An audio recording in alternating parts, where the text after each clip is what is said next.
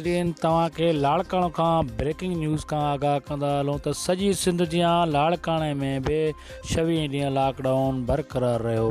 लाड़काणे में प्रॉपर नमूने सां जारी, शहर वीरान बणियल शहरी घरनि ताईं महदूद थी विया।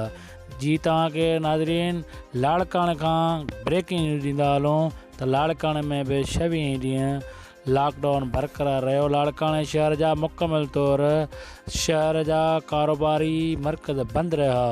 जी नाज़रीन तव्हांखे लाड़काणे खां ब्रेकिंग न्यूज़ ॾींदा हलूं त लाड़काणे में बि 26 ॾींहं खां लॉकडाउन बरक़रार रहियो। लाड़काणे जा मुख्य कारोबारी शहर घिटियूं गलियूं महल वीरानी जो ॾेखो ॾियणु लॻा।